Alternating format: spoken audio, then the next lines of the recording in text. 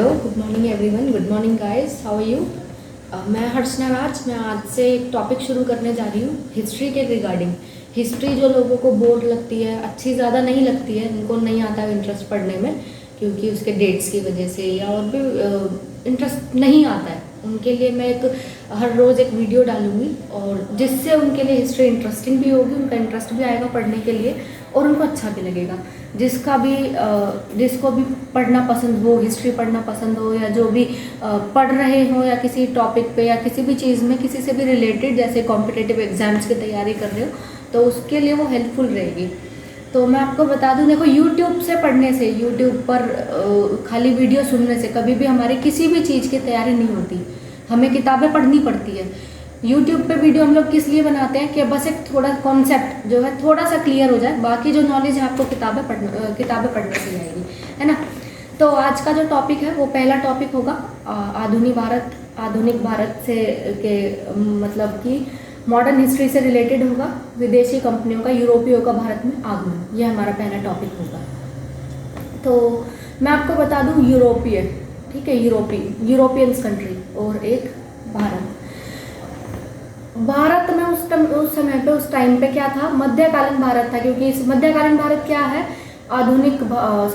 मुगलों का शासन। उस जिस टाइम पे यहाँ पे मुगलों का शासन था वो मध्यकालीन भारत में आता है और वहाँ पे यूरोप में आधुनिक यूरोप का स्टार्ट हो चुका था। यहाँ पे जो है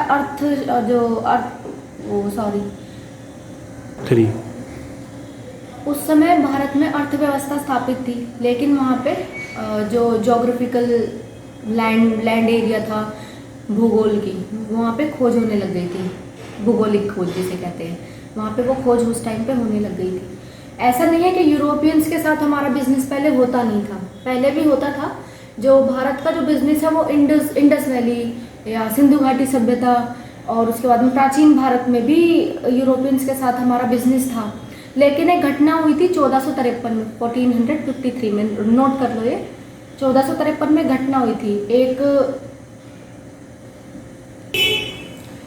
1453 में एक ऐसी घटना जो मैंने आपको भी बताया, वहाँ जो ईस्ट यूरोप का पार्ट है, यूरोप का ईस्ट का जो एरिया है, वहाँ पे एक वो है कंट्री कस्तूनिया, वहाँ का पार्ट है तुर्क में अरबों का आक्रमण हुआ था।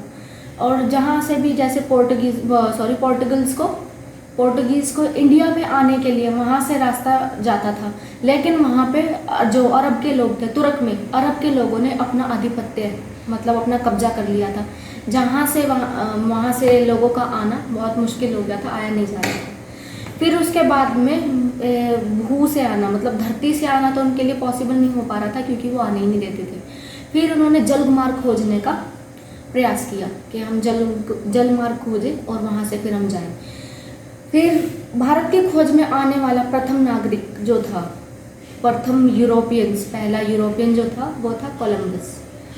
वो आया तो भारत की खोज में था, लेकिन वो जैसे जो भारत है वो पूर्व में आता है, राइट, वो पूर्व की बजाय पश्चिम में चला गया। तो उसने 1492 था ये, 1492 उसने अमेरिका की खोज की। फिर उसके बाद में 1498 में वास्को डी गामा वो दोबारा से आए भारत की खोज करने के लिए, और वो 1498 में मालाबार तट पे कालीकाट में पहुंचे। तो ये जो मैंने अभी आपको बताया, इससे दो क्वेश्चन मिलते हैं। पहला क्वेश्चन कि भारत की खोज में आने वाला प्रथम नागरिक कौन था, पहला नागरिक जो था कौन था, वो था कोलंबस। वो भारत ढूंढने के बजाय कहाँ पहुंच गया, अमेरिका कब पहली बार खोजा गया, 1492 में, किसके द्वारा, कोलंबस के द्वारा। उसी ये है हमारा जो क्वेश्चंस थे, जो टॉपिक था हमारा, जो दो तीन क्वेश्चन थे, वो थे अमेरिका और कोलंबस से रिलेटेड। और उसी के साथ में भारत पहुंचने वाला प्रथम नागरिक कौन था, वो था वास्को डी गामा। कहाँ पे पहुंचा था, मालाबार तट पे कालीकाट में, जो आज के टाइम पे कहाँ पे आता है, केरल में, ठीक है। तो मैं आपको बता दूं, जो पहली बार तब वो आया था मालाबार तट पे, वास्को डी गामा, उसने बिजनेस किया था किस चीज़ का, मसालों का यहाँ से बिजनेस किया था।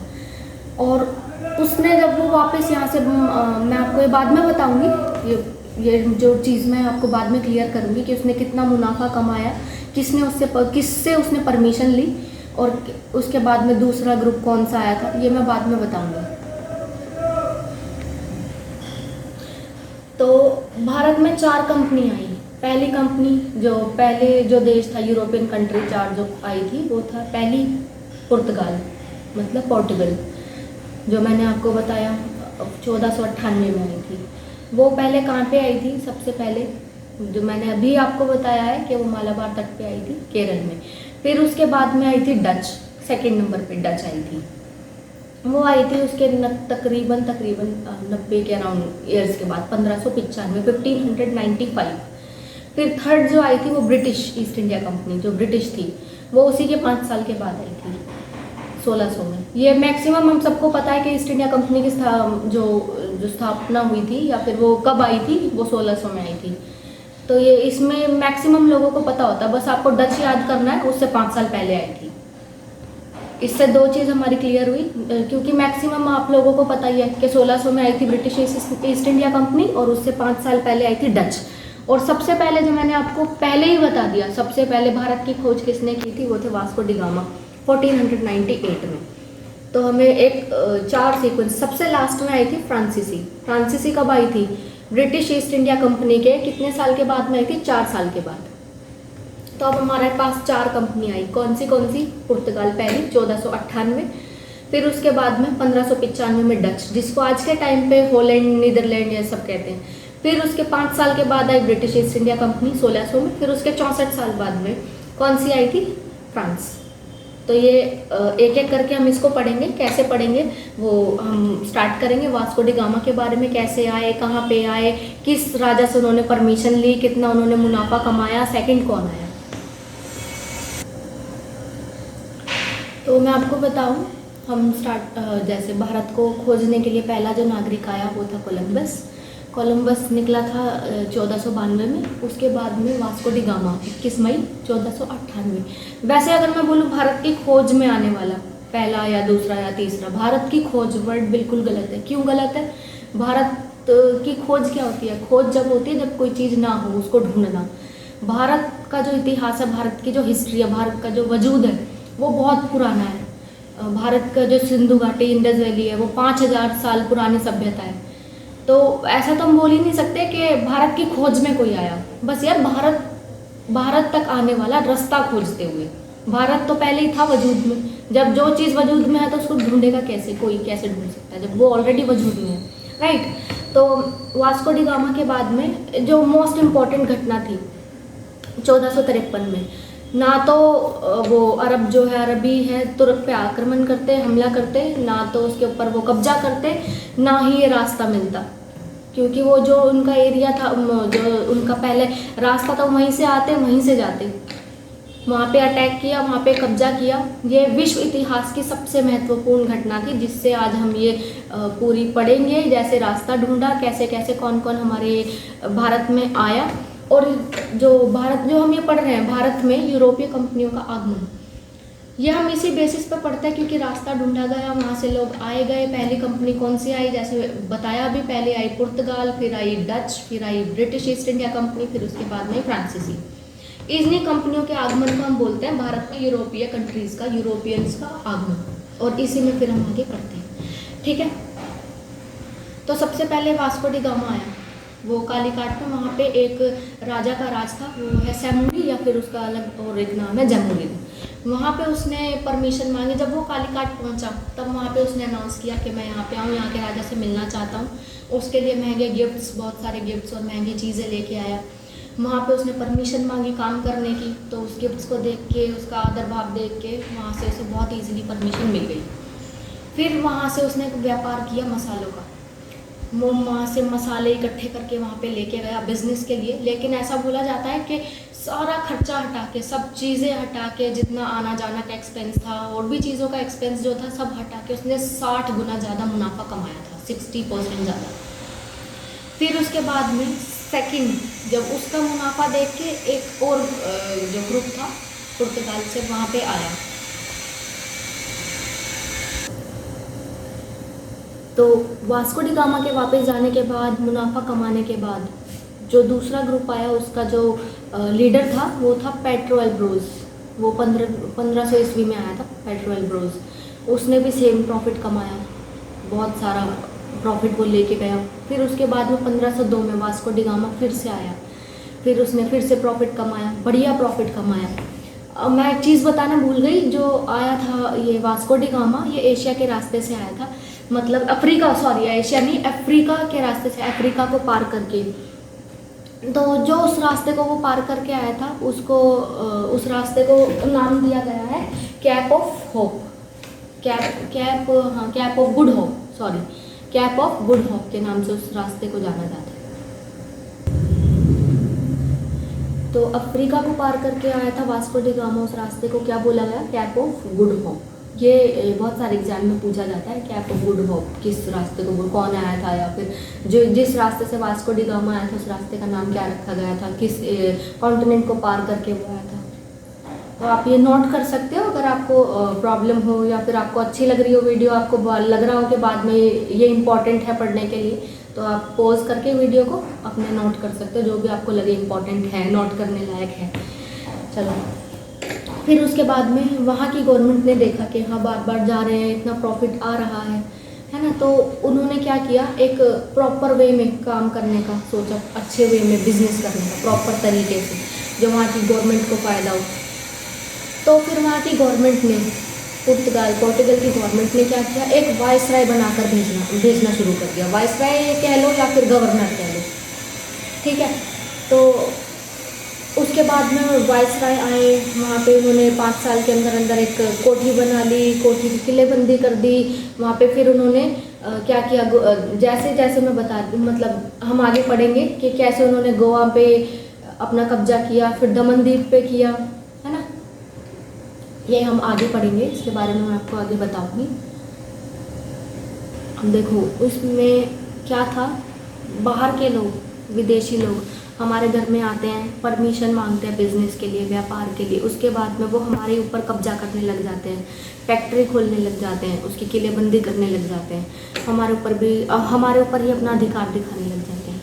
तो क्या होता है, हम इसी के बारे में पढ़ेंगे कि कैसे कैसे कौन से वाइसराय आए, किसने क्या किया, और ये आए किसने थे, किस लिए थे। जो वहाँ की गवर्नमेंट थी, वहाँ का राजा था प्रिंस हेनरी करके, उसको द नेविगेटर के नाम से भी जाना जाता है। उसको उसी के शासनकाल में ये रास्ते को खोजने के लिए उसने सब लोगों को प्रभावित किया, मौका दिया कि जाओ ढूंढो खोजो रास्ता। उसे वो बहुत प्रभावित था रास्ते ढूंढने के लिए, तो उसी ने सभी लोगों को, इसी के राज में, उसी प्रिंस हेनरी के राज में ये रास्तों का खोज करा गया। फिर उसके बाद में पुर्तगाली, पहला जो वाइसराय था वहाँ का पुर्तगाल का, जो उन्होंने नियुक्त करके भेजा था, उसका नाम था एल्मीडा। फर्स्ट गवर्नर कह लो या फर्स्ट वाइसराय कह लो। वो आया था 1505 से 1509 में, जिसने क्या किया, ब्लू वाटर पॉलिसी को अपनाया। ब्लू वाटर पॉलिसी क्या होती है, हिंद महासागर में जो था, हिंद महासागर पर अपना कब्जा करना, जो भी जहाज आ रहे हैं जा रहे हैं उसके ऊपर पूरा अपना कब्जा करना, उसकी मर्जी के बिना कोई ना जाए, फिर कुछ भी ना हो उनकी मर्जी के बिना, उसको कहा जाता है ब्लू वाटर पॉलिसी। जो किसने करी, किसने स्टार्ट की, उसका नाम था एल्मीडा। और ये भी क्वेश्चन में आता है, या क्वेश्चन पेपर एग्जाम में पूछा जाने वाला प्रश्न है कि जो पुर्तगाल का था, वो पहला वाइसराय, पहला गवर्नर कौन था, वो था एल्मीडा। या फिर दूसरा इसका एडजेक्टिव आता है कि ब्लू वाटर पॉलिसी किसने स्टार्ट की, तो वो है एल्मीडा। फिर उसके बाद में जो दूसरा वाइसराय बना वो था अल्बुकर्क। वो 1509 से 1515 तक रहा। लेकिन बोला जाए तो सही मायने में जो पहला स्थापित करने वाला था पुर्तगाल की कंपनी को, या वास्तविक संस्थापक जिसे बोलते हैं, वो अल्बुकर्क को ही कहा जाता है। उसने क्या किया, उसने गोवा को जीता। उसने एक अभियान चलाया था जिसको क्या बोलते हैं, बीजापुर के नाम से, बीजापुर में था आदिल शाह से उसने गोवा को जीता था। फिर उसने अपनी राजधानी किसको बनाया, कोचीन को अपनी राजधानी बनाया। फिर उसके बाद में 1510 में उसने गोवा को जीता था। और 1961 में गोवा फिर से आज़ाद हुआ था। आज़ादी के भी आज़ाद, हमारा देश आज़ाद हुआ था 1947 में, लेकिन गोवा आज़ाद हुआ था कब? 1961 आई गेस, 1961 या 1967, 1961 में, मैं आपको क्लियर कर दूँ, 1961 में गोवा आज़ाद हुआ था।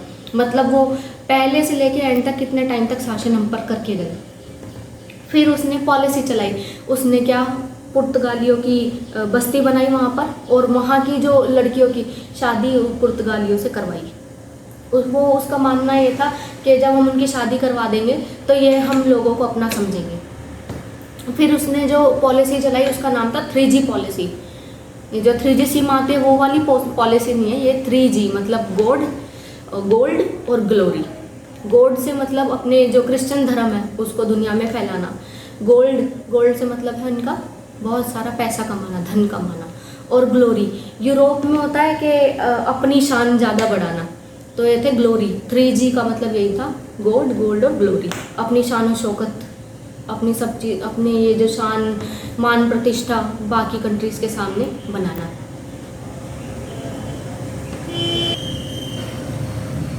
तो 2 वायसराय हमने पढ़े, जो थर्ड है वो है नैनो डी कूना। उसने गोवा को वापस से अपनी राजधानी बनाया। जिसने कोचिन को बनाया था, कोचिन से वापस नैनो डी कूना ने गोवा को दोबारा बना दिया। नाम इनके बहुत बड़े बड़े हैं, जैसे एल्मीडा है और ये अल्बुकर्क, नाम बड़े बड़े हैं, लेकिन इसकी ज़रूरत नहीं, हमें बहुत सिंपल तरीके से याद करना है। इतने बड़े नाम को याद करके क्या करोगे, जब एग्जाम में ये दिखेंगे छोटे छोटे नाम भी, एल्मीडा करके, अल्बुकर्क करके, आपकी आंखें बड़ी हो जानी चाहिए ना ऐसे ही कि हाँ चलो ठीक है, 1 मार्क्स तो अब आएगा। तो बहुत ज़्यादा अपने दिमाग में खिचड़ी नहीं पकानी है, बहुत छोटे छोटे तरीके से खुद को देखना है कि किस तरीके से हम छोटा करें या किस तरीके से हम याद कर सकते हैं जिससे हमें जल्दी याद हो। तो नैनो डी कूना ने गोवा को फिर से राजधानी बनाया और 1535 क्या जीता, द्वीप, ठीक है, द्वीप। और उसके बाद में 1535 में द्वीप और 1559 में दमन पर भी उन्होंने अपना कब्जा कर लिया, ठीक है। फिर और अगर हाँ, हम पुर्तगालियों से हमने कुछ चीज़ हमने भी अडॉप्ट किया, जैसे कि आज अगर हम पूछें या फिर एग्जाम में आए प्रिंटिंग प्रेस का जनक किसे माना जाता है, तो वो पुर्तगाल को प्रिंटिंग प्रेस का जनक। और जो कुछ फल जो थे वो कुछ अपने साथ लेके आए थे, जिसके बारे में हमें पहले ज़्यादा जानकारी नहीं थी। जब वो लेके आए हमने जानकारी ली, हमने देखा ये फ्रूट कैसा होता है, तो हमने उसकी खेती बाद में शुरू की थी। जैसे कि लगाओ अनानास, पाइनएप्पल, पपाया और शुगर केन, गन्ना, पपाया, पपीता, वो हमने वहीं से पोर्टुगीज़ थे वो अपने साथ में लेकर आए थे, तो हमने उसके बारे में जानकारी हासिल की कि कैसे फल होते हैं, तो हमने फल लगाए। तो हमने पढ़ा अभी पुर्तगाल के बारे में कि वो कैसे आए, कब आए, कौन कौन उसका वाइसराय रहा, कहाँ पे कब उन्होंने दमन द्वीप गोवा पे कब्जा किया, किससे किया। तो मैं एक क्विक रिवीजन लेंगे, वो हम बाद में लेंगे। तो अभी हम पढ़ते हैं डच के बारे में। डच से पहले मैं ये बताना चाहूँगी, हमने ये तो पढ़ लिया कि 4 जो कंपनी आई थी, कौन सी आई थी, जो मैंने आपको स्टार्टिंग में बताया था। सबसे पहले पुर्तगाल, फिर डच जो आज के टाइम पे हॉलैंड या नीदरलैंड है, फिर ब्रिटिश मतलब इंग्लैंड या, और चौथी फ्रांसीसी। उसके बाद में इनकी फैक्ट्री, हम यहाँ पे कंफ्यूज हो जाते हैं, कंफ्यूज किस चीज़ में, जैसे आए सबसे पहले कौन आए थे, पुर्तगाल,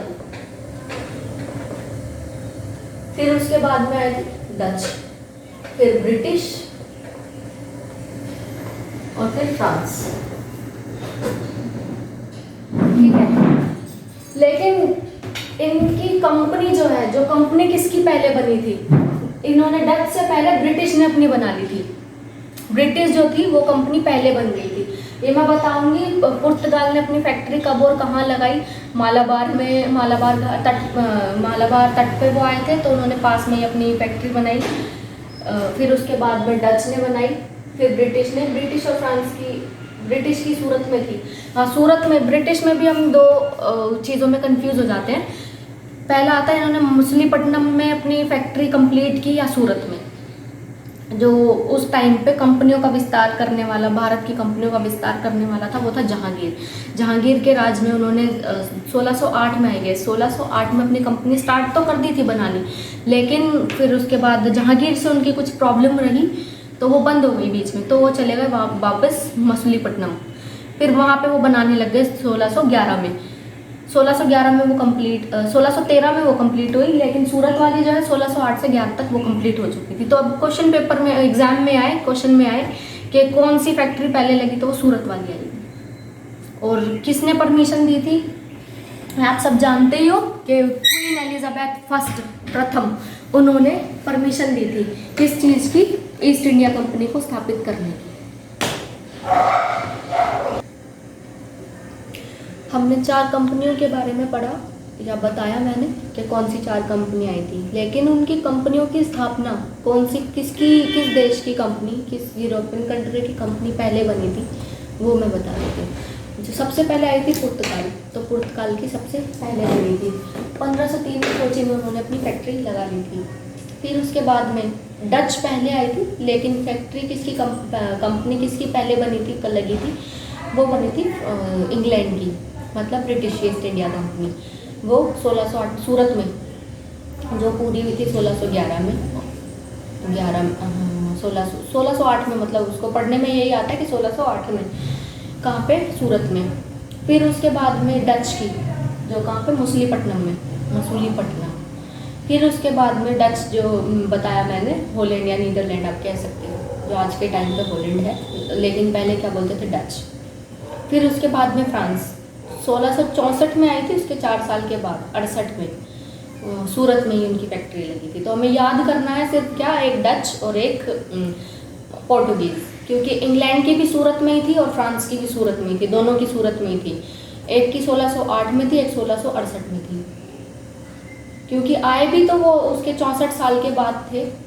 1600 में कंपनी आई थी, कौन सी, ईस्ट इंडिया कंपनी, 1664 में फ्रांस आई थी।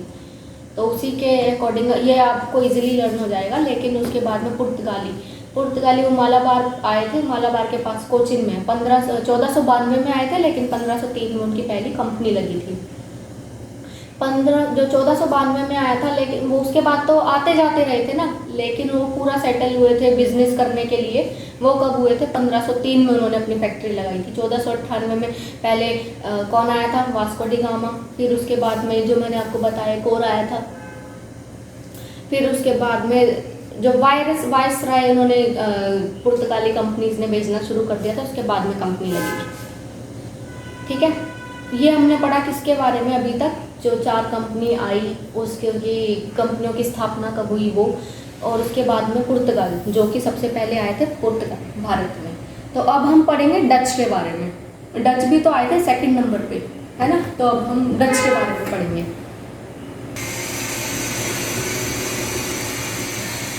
तो पुर्तगाल के बाद, पुर्तगाल जो पोर्टुगल है, उसके बाद में कौन आया था, डच। डच किसके नेतृत्व में आया था, उसका नाम था कार्नेलियस हाउटमैन। लिख लेना, ये पूछा जाता है, कार्नेलियस हाउटमैन। वो आया तो वो इंडिया में नहीं आया था, सबसे पहले वो गया था इंडोनेशिया में। इंडोनेशिया में से उसने, इंडोनेशिया जो कंट्री है वहाँ से उसने मसालों का व्यापार किया था। वहाँ से मसालों का व्यापार करने के बाद में जब वो इंडिया में आया, इंडिया जो हमारी कंट्री है, वहाँ से उसने मसालों का व्यापार की बजाय जो अपना इंटरेस्ट किस में दिखाया, यहाँ के कपड़ों में दिखाया। यहाँ से उसने, किसने व्यापार किया कपड़ों का, डच ने। मसालों का नहीं किया, मसालों का कहाँ से किया, इंडोनेशिया से, भारत से किसका किया, डच ने। फिर मसाले तो वहाँ से ले ही लेते थे, तो इतनी इंडिया से मसाले लेने की तो उन्हें ज़रूरत पड़ी नहीं। फिर उसके बाद में 1759 में वेदरा का युद्ध हुआ। वो किसके बीच में हुआ, इंग्लैंड के और डच के बीच में। वो कहाँ पे हुआ था, बंगाल में हुआ था। फिर बंगाल में लड़ाई जब हुई, इंग्लैंड ने, जो ब्रिटिश ईस्ट इंडिया कंपनी थी, ब्रिटिश वाली, उन्होंने डच को वहाँ से खदेड़ दिया, वहाँ से ज़्यादा उसके ऊपर, मतलब ज़्यादा हावी होने नहीं दिया। तो डच का बहुत ज़्यादा नहीं है, इतना बड़ा नहीं है डच के बारे में पढ़ना, बस थोड़ा ही है। बस इसके अंदर जो मेन आएगा, एडजेक्टिव जो आएगा, वो कौन है, डच किसके नेतृत्व में आया, कार्नेलियस हाउटमैन के। फिर उसने कहाँ पे सबसे पहले गया, वो इंडोनेशिया में। फिर उसके बाद में इंडिया से उसने किस चीज़ का व्यापार किया, किस चीज़ का किया, कपड़ों का। तो यही है डच के बारे में। और अब एक क्विक रिवीजन लेंगे हम, ठीक है। तो क्विक रिवीजन में सबसे पहले कौन सी कंट्री आई? सबसे पहले यूरोपियन कंट्री कौन सी आई? पुर्तगाल। सेकंड कौन सी आई? डच। थर्ड कौन सी आई? इंग्लैंड। और फिर फ्रांसीसी। लेकिन कंपनी किसकी पहले बनी? डच से पहले इंग्लैंड की, फिर डच की। और बाकी जो दो सीक्वेंस है जैसे वो है, फर्स्ट पे पुर्तगाल आया तो सबसे पहले पुर्तगाल की कंपनी बनी, और लास्ट में फ्रांस आया तो सबसे पहले लास्ट में फ्रांस की। लेकिन डच और इंग्लैंड में, डच पहले आया था उनकी कंपनी लेट बनी, और इंग्लैंड लेट आया था तो उनकी कंपनी पहले बनी, ठीक है। तो इसके बाद में क्या, वेट कर,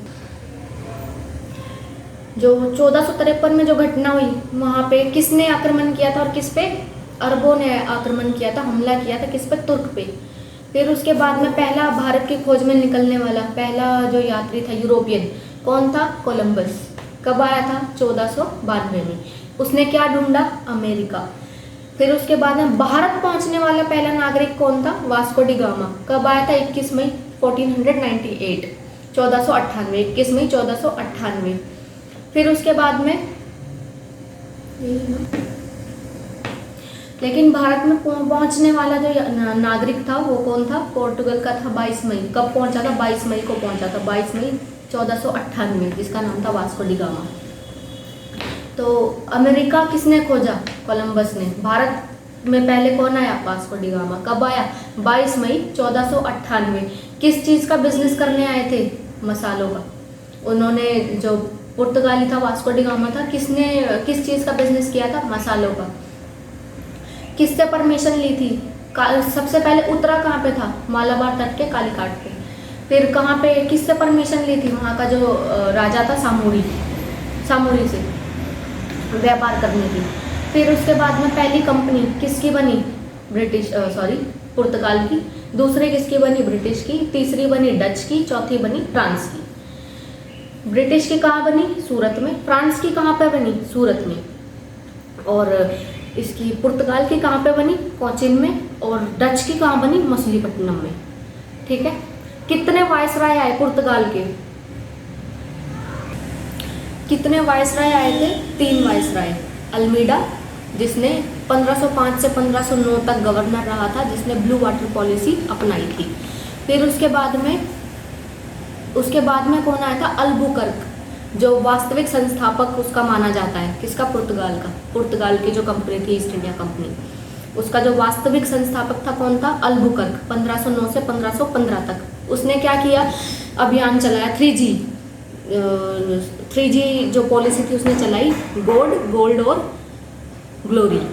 गोल्ड मतलब क्रिश्चियन धर्म का फैलाव करना, मतलब इधर उधर फैलाना, और उसके बाद में गोल्ड अत्यधिक पैसा कमाना। ग्लोरी अपने मान प्रतिष्ठा बाकी अदर यूरोपियन कंट्रीज में फैलाना।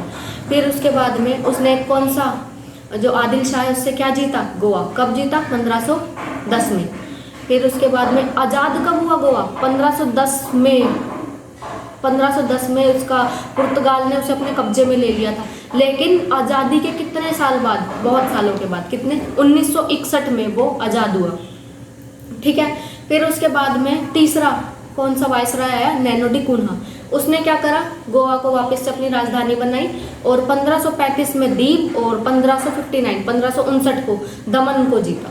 फिर उसके बाद में भारत में प्रिंटिंग प्रेस का जनक किसको कहा जाता है? पुर्तगालियों को। फिर उसके बाद में पुर्तगालियों से क्या, और हमने क्या अडॉप्ट किया? फल, जैसे अनानास, पपीता और गन्ना, ये हमने पुर्तगालियों से लिया। फिर उसके बाद में डच को लेके आने वाला किसके साथ में, कौन जो उसका प्रमुख था, मुखिया था, वो कौन था? कार्नोलियस हाउटमैन ने उसका जो मुखिया था वो था। फिर उसके बाद में कौन सा वेदरा का युद्ध हुआ था? किसके बीच में? ब्रिटिश और डच के बीच में। कौन हारा? डच हारे। और किस चीज़ का? वो डच इंडिया में आने से पहले कहाँ गए थे? इंडोनेशिया। मसाले का व्यापार वो किसके साथ करते थे? इंडोनेशिया के साथ। डच ने भारत के साथ किस चीज़ का व्यापार किया? कपड़ों का। और सबसे बड़ी बात, जिस रास्ते से आया था वास्को डी गामा, उस रास्ते को क्या कहते हैं? Cap of good hope. ये क्वेश्चन आता है, जरूर आता है, मैक्सिमम पेपर्स में, मैक्सिमम एग्जाम्स में होता है। तो स्टूडेंट्स, तो गाइस आज के लिए इतना बहुत है, बाकी मिलेंगे हम कल। तो बाकी की तैयारी हम कल एक नया टॉपिक इसी का पार्ट 2 में लेके आऊँगी। जो आज हमने पुर्तगाली और डच के बारे में पढ़ा, तो कल हम स्टार्ट करेंगे ब्रिटिश के बारे में पढ़ने के लिए। तो आज के लिए इतना बहुत, बाकी कल good afternoon and good evening and all the best. Stay safe and stay healthy at your home. तो अगर आपको हमारी वीडियो अच्छी लगी, पसंद आई, तो उसको लाइक करो, सब्सक्राइब करो और शेयर करो अपने फ्रेंड्स के साथ। लेकिन मैं आपको पहले भी बता चुकी हूँ और अब भी बता रही हूँ, जो हम यूट्यूबर्स होते हैं वीडियो इसीलिए बनाते हैं ताकि आपको थोड़ी आसानी हो, लेकिन पढ़ना आपको बुक से ही पड़ेगा। अगर आप सोचते हो कि यूट्यूब पे वीडियो को सुनने से हमारी तैयारी हो जाएगी, तो ऐसा नहीं होगा। किताबें ज़रूरी है, किताबें पढ़ो, फिर उसके बाद में कंसेप्ट जो किताबों से समझना है वो यूट्यूब से समझो। अपनी हमारी वीडियोज़ या और भी बहुत सारे यूट्यूबर्स होते हैं जो अपनी वीडियो बनाते हैं। ये डिपेंड करता है आपके ऊपर कि आपको क्या वीडियो, कौन सी आपको पसंद आती है, किसका समझाने का तरीका, किसका बताने का तरीका वो आपको समझ आता है। वो आपके ऊपर डिपेंड करता है आपको कौन सी वीडियो पसंद आती है, कौन सी नहीं। बस यही है, आप पढ़ो, समझो और हेल्प लो किताबों की, क्योंकि किताबों के बिना आप कोई भी किसी भी चीज़ की तैयारी नहीं कर पाओगे। किताबें बहुत इंपॉर्टेंट है। तो आज के लिए इतना बहुत, बाकी कल। नमस्ते।